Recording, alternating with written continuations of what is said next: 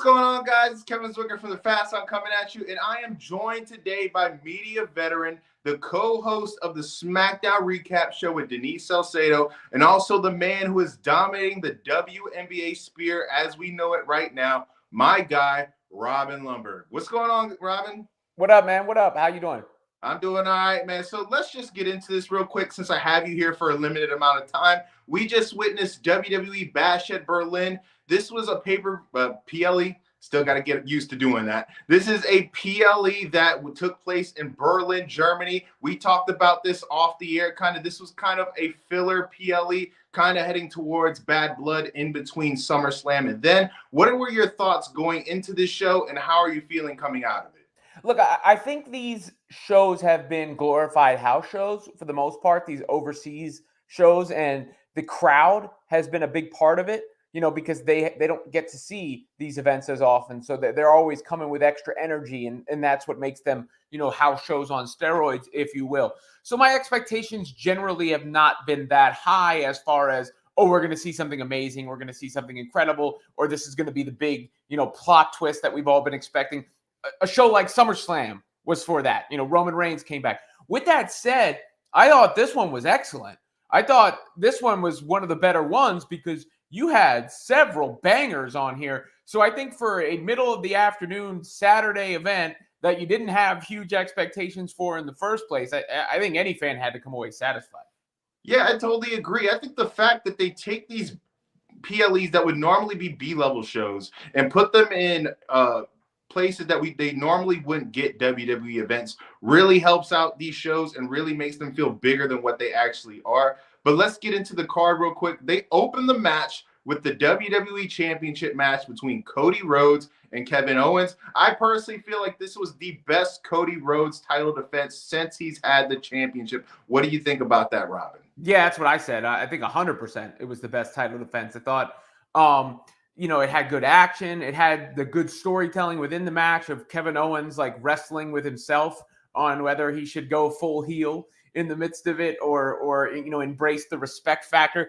I haven't loved the build to a lot of Cody's matches. I think it was Sam Roberts who said this. I want to give him credit, but basically it's been like, I respect you. You respect me. Let's see who the better man is. And, that doesn't do that much for me as far as the build goes. But as far as the match goes, I thought this was excellent and a great way to start it off and really a tough match to beat.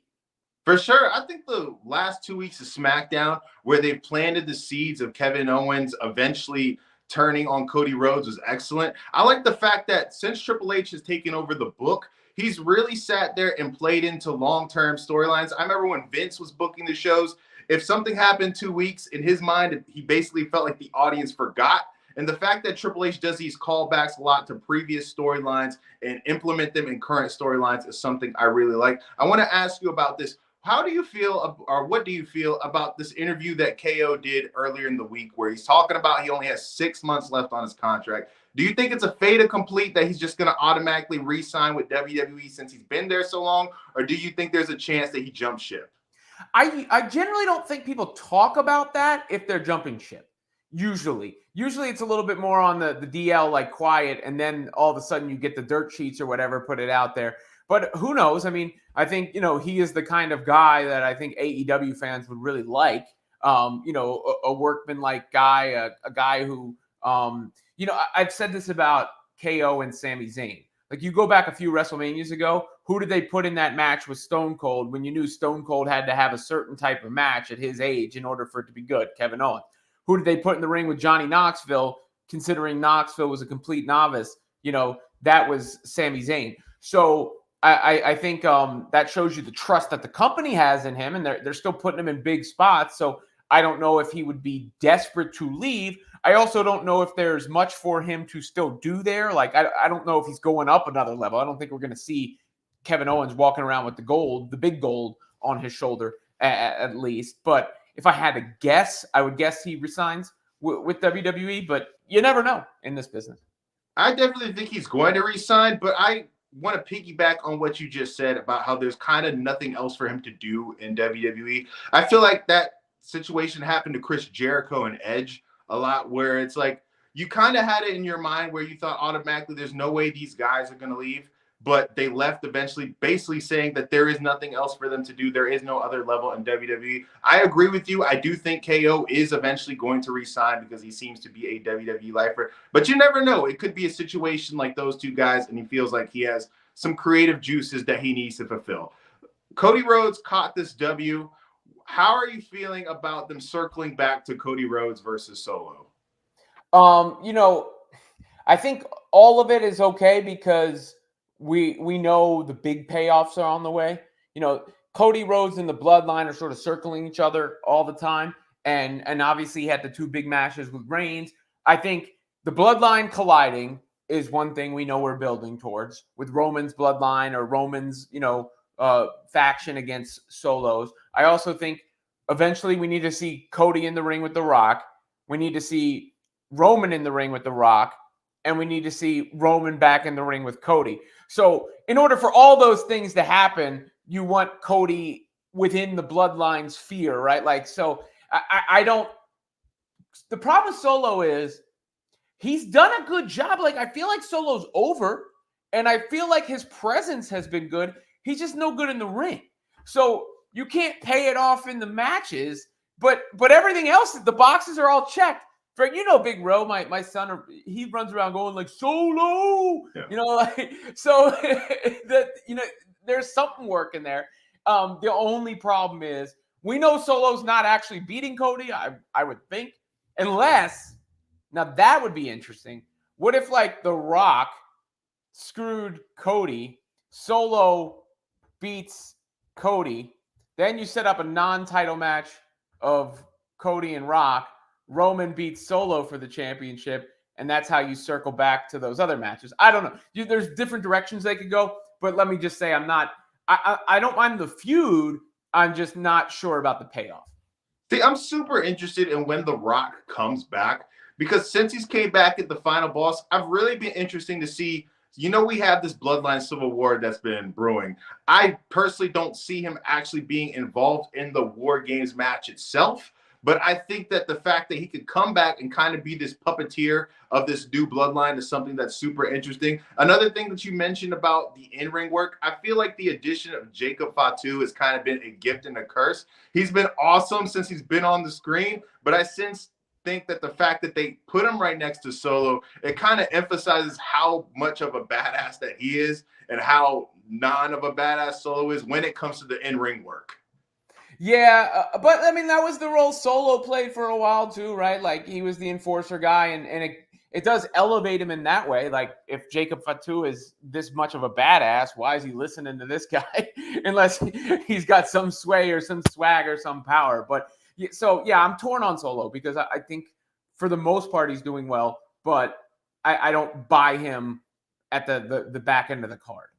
I got you. Let's go into the second match of the card. We have Alba Fire and Isla Dawn against Jade Cargill and Bianca Belair. This was a match that I kind of was surprised at the outcome. I honestly thought that we were going to have Jade and Bianca lose, and we're going to continue to start getting closer to building towards that singles match. But they caught the W here. What do you think about Jade's improvement in the ring? I feel like if you've watched her in AEW, her beginning there and to where she is now has been greatly improved. And she actually had her 100th match the other day, which was surprising to me. What do you think about her progress so far? I think it's okay. It's good, but I haven't seen one match yet where I'm like, oh, wow. And I say that as somebody who thought it was a huge deal when she went from AEW to WWE. In the history of AEW, there have been 3 wrestlers who I've thought had something that was all right, this is noticeable future WWE star or own company star. Obviously CM Punk was one of them. That doesn't really count because he, came over from WWE, but the homegrown ones were Jade and MJF, and Jade just had that presence about her. And I was like, oh wow, when she left, that felt like a game changer. Now I'm not being overly critical either. I don't think she's done anything wrong. People tried to get on her. I forget what event it was, but she slipped on the ropes or whatever, and they called it a botch. And I'm like, to me, that's not a botch. To me, a botch is when you screw something up. She tripped. That could happen in any walk of, in any athletic event, in anything. That is par for the course of doing something. She messed up, but not because of like, any mistake, just like a physical thing. I think she's definitely improved. I think you see them protecting her. That's one of the reasons she's in the tags with Bianca. It's one of the reasons she hasn't been featured too big. But eventually, in order to get where I and others believe she can be, she's going to have, one of those ones. And one of those ones one-on-one. And eventually that's going to come probably against Bianca, to be honest. But this, to me, was the weakest match on the card. So it's hard for me to say, wow, I was super impressed.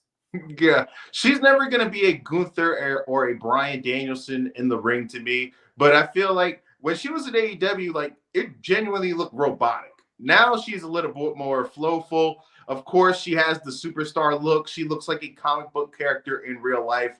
I feel like things are going to be really big in the future for Jade. And hopefully we're going to be stepping a little bit closer to a singles run. I'm going to get you out of here on this match right here. We're going to talk about CM Punk versus Drew in the strap match. This was probably the match that I was most personally interested in.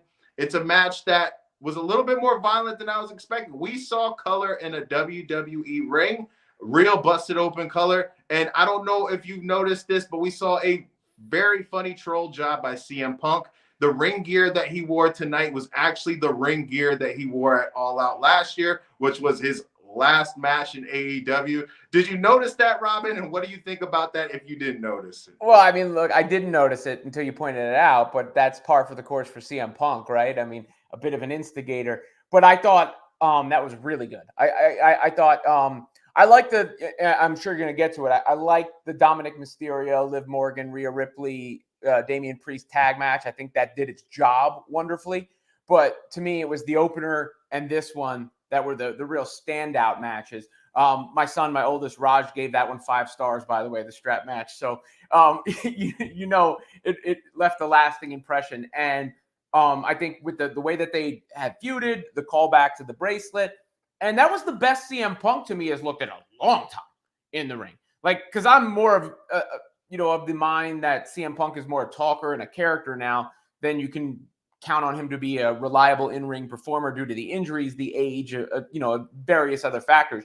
But I think he showed, especially when the match is tailored toward his strengths, he can really still go. And that's what I think you saw in that one.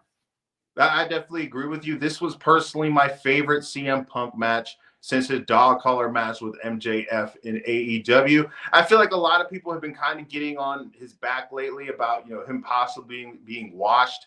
I know that he's had he's had more than a couple of injuries since he's came back to wrestling in 2021, but this was the best that he looked. I agree with you. I think that the fact that we can't really count on him physically to go into a long program, but I feel like in matches, especially like this one, he's been able to make up for what he can't do physically with his storytelling ability, which is his best trait that he possibly has right now. Yeah, look, and he knows how to work a crowd. He knows, there's something about it. He just got that, whatever it is that you can't teach. People feel a certain type of way about CM Punk. And in order for it to fully pay off, he has to, get out there and get it done. And you hold your breath a little bit because he's been so injury prone. But I think that proved, as long as he can stay healthy, if he's matched up with the right person, they've still got box office matches with Punk down the road. For sure. We see him get back the bracelet, and we see him pick up the W with Drew McIntyre, tying the series 1-on-1. Do you think that we're going to see Drew versus CM Punk in a Hell in a Cell at Bad Blood in October? Yeah, probably. I think, and that's funny because that one reporter had asked Punk that, and he was like, he made fun of him. I think they have to have a rubber match. As long as they've done this for and as much buildup as they've had, and now that it's 1-1, they got to have a rubber match. Gun to your head, who do you think's win that match?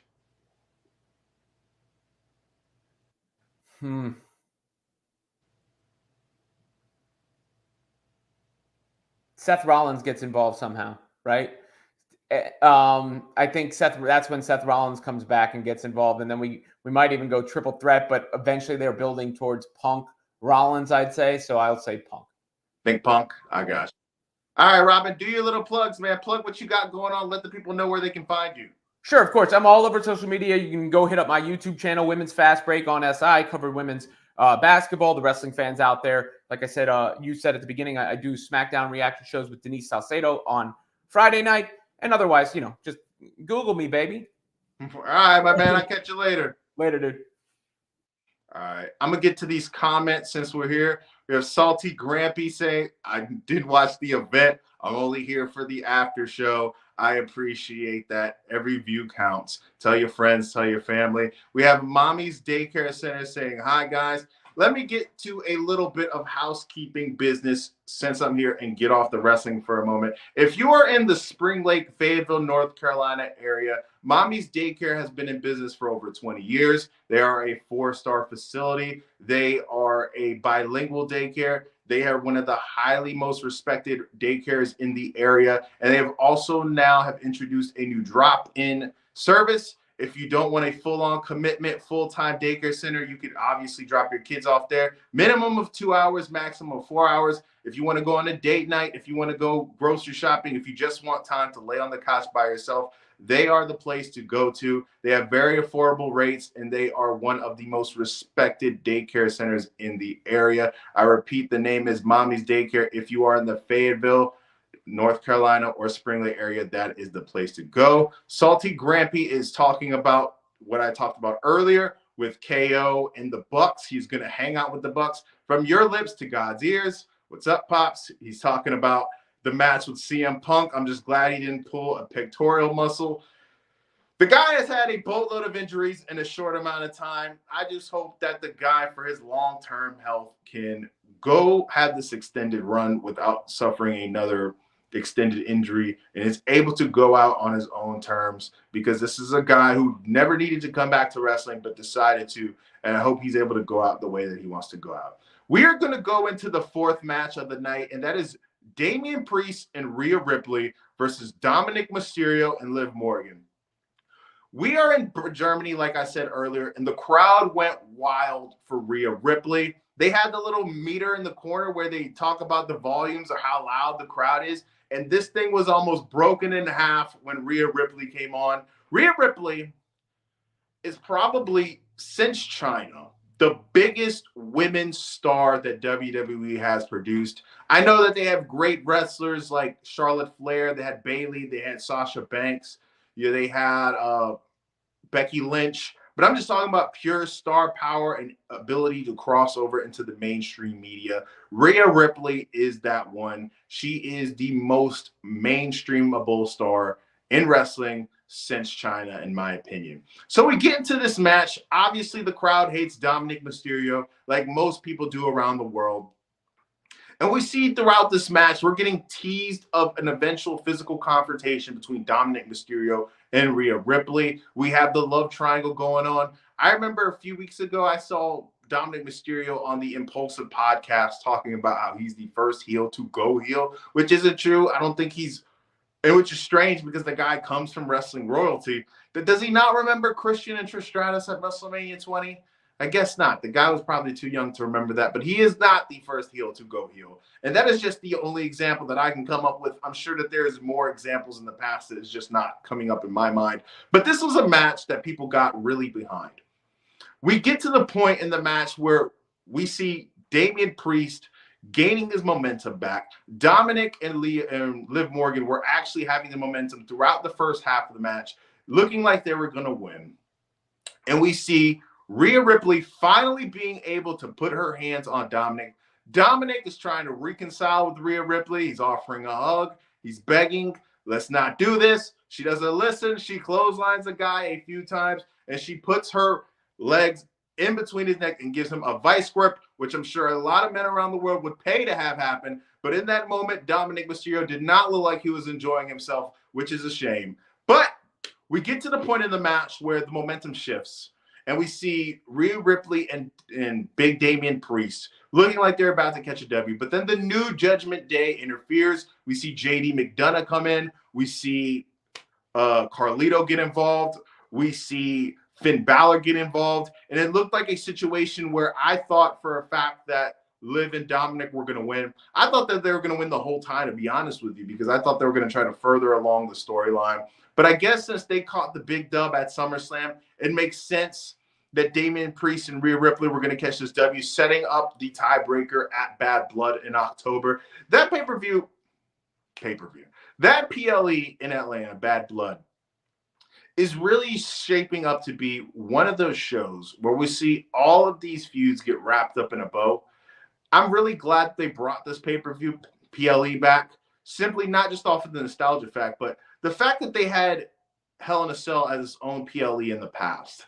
And it didn't really feel like a place where feuds would end. It felt one of those things where it's like obligated, oh, it's October, we need to have a Hell in a Cell match. But it was never properly built. A Hell in a Cell match, when it was first introduced, was one of those matches that were brought to play to be the blow-off of the feud. It would be the place where we end everything, and this was the place where feuds were settled. And I'm glad that they brought that vibe back. We see Dominic and Liv take an L.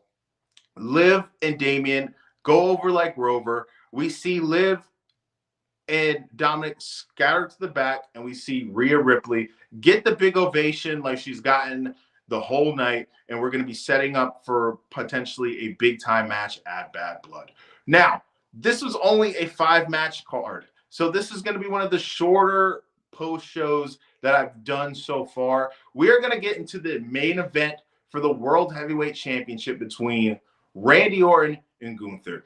Gunther was the adopted son of Germany. If you know anything about his history, he was a menace on the indie scene in Germany, him and Ludwig Kaiser. Ludwig Kaiser last night was greeted like The Rock in Berlin last night on episode of SmackDown. These are two guys who have been ingrained with the German wrestling culture for many, many years. You knew that going into this match that these guys were going to be getting cheered out the freaking building.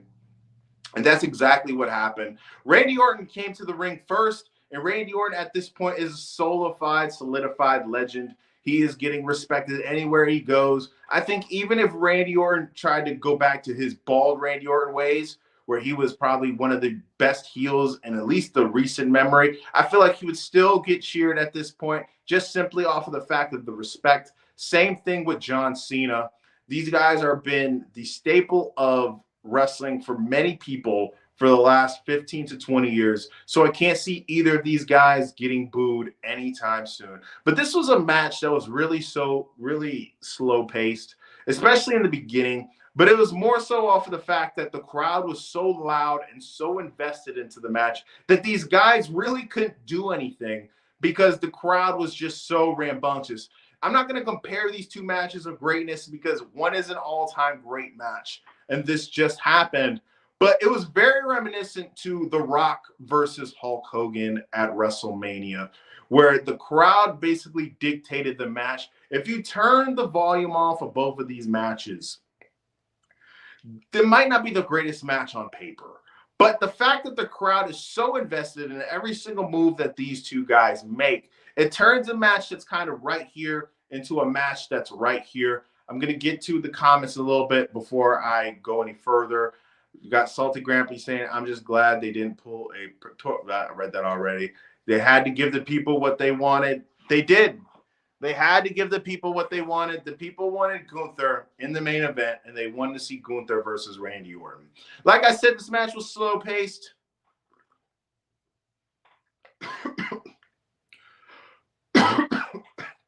Damn it. There was a point in the match where Gunther was selling an arm injury. So there was points in the match where Gunther was trying to pull off these maneuvers. What a maneuver. He was trying to pull off these maneuvers that he couldn't do because his arm was giving out, giving Orton these small bursts of opportunity to put Gunther away. Now, going into this match, I fully expected Gunther was going to win. I never thought in my mind that there was a point that Randy was going to take the W, but they were really emphasizing how much Randy has left in the tank on commentary. If you don't know, Randy Orton has recently signed a 5-year deal to remain with the WWE. So he's going to be around for a while. And if you know anything about Randy Orton, he is the king of getting more out of less. He comes from the Jesse Ventura school of wrestling where you can get the crowd to go insane without doing as much as you possibly could. Randy Orton does his pose and the crowd goes nuts. So I think that Randy, for at least for the next 5 to 6 years, could still be going at a high pace. We saw Randy hit an RKO out of nowhere, which we expected to happen even before this match started. This is his thing. This is what he does now. And we see a false count. Now, we see these two go out, have a vicious brawl outside of the ring. We see them go through the announcement table. We see points in the match where it looks like Gunther is going to take the L. But at the end of the day, Gunther picked up a W. We see Randy trying to hit an RKO to Gunther for the win. Gunther reverses it. He puts Randy Orton in a sleeper hold. Randy looks like he's fading away. He somehow gets out of this sleeper hold. And then Gunther, all of a sudden, like an anaconda does a capybara, he wraps his body around him, chokes him out, looks like he's about to swallow him whole. And then Orton fades away. And Gunther retains the championship in Germany, leaving the crowd happy. They shake hands at the end in a very respectable manner. And that's how the show ends. Go back to the comments. I was talking about the Rhea Priest and Liv Dom match. Oh, you're talking about that spot? Look at me getting too ahead of myself. How do folks kick out of an RKO? The RKO is probably the best wrestling maneuver in all of wrestling history. And it's also probably one of the most easier maneuvers to hit if you're just a normal person, to be honest. The only bad part about that is landing on your back. But like I said earlier into the night when I was talking with Robin, this was a filler show. It was basically trying to get from point A to point B. It was the middle stop between SummerSlam and Bad Blood. Bad Blood is probably going to be the show that, like I said earlier, a lot of storylines are going to wrap up. It's going to be setting things up for Survivor Series, which will be the War Games, which I'm sure is going to be the Samoan Civil War that a lot of people have been waiting to get into. And I'm actually looking forward to that as well. I don't think The Rock's physically going to get involved in that. I don't think he's going to be in the match for that, simply because of Hollywood obligations. I know he just got done filming that movie about Mark Kerr's life. I know that he has Moana 2 coming out. I'm sure he has other obligations coming out, so I don't see that him getting physically involved in that match, or at least being in that match. I remember when he came back over 10 years ago and he had that match with CM Punk at Elimination Chamber. A lot of people were talking about The Rock being in the Elimination Chamber match, and that didn't happen due to Hollywood obligations as well. So I don't see him getting into that match, but we're going to sit here and we're going to give the Dave Meltzer rating for this show. I am going to give this show a 3 out of the 5. Like I said, it was really just a pit stop on the way to Bad Blood in Atlanta, but the crowd elevated this show a lot. These international shows are one of those things where it's like so fun to watch, because us in the States, even if you're in a smaller place, we don't get they don't get these shows very often. The only out of international place that gets these shows often is Saudi Arabia. So they've kind of lost that new factor when it comes to seeing, WWE often, because they get it a lot more often than other places. But places like Berlin that don't get it often, they really elevate the show. And you can tell that they had a good time. You can tell especially guys like Gunther and Randy Orton were having a good time being in the ring because of the fact of how rambunctious the crowd was. I am going to get into the comments, and I'm going to a little bit more, and then I'm going to bounce. We have Salty Grampy saying there needs to be a few Hell in a Cell matches at Bad Blood. I think there's going to be more than one. I remember years ago, this is over a decade ago, TNA, they had this pay-per-view Lockdown where every single match was in a steel cage match, and it was very much overkill. I don't think every single match at this PLE needs to be a Hell in a Cell match, but one or two would be fine. Like I said, Punk and McIntyre fits that. I think that some form of the Judgment Day having a Hell in a Cell match fits that as well, especially with all this interference we see with the new members of the Judgment Day. I feel like that's very appropriate. But we also have the situation between Cody and the Bloodline that could be fitting in that. We don't know what's going to happen with Roman Reigns. We could possibly see Roman Reigns and Solo in a Hell in a Cell match, but we don't know. I will be surely covering it until then, and I will surely be covering it after that, and I'll be having a post show for Hell in a Cell for that. Next week, I will also be having a post show for AEW All Out. It is going to be a late night show, so if you are down for that stuff, I will be up doing content for you crazy bastards. Remember to like and subscribe. I am Kevin Zwicker. Let me get to these two more comments before I'm out. Those were great shows. I agree. Liv versus Rhea is a very appropriate match for the Hell in a Cell. But like I said, guys, like and subscribe. I am Kevin Zwicker. I'm out. For you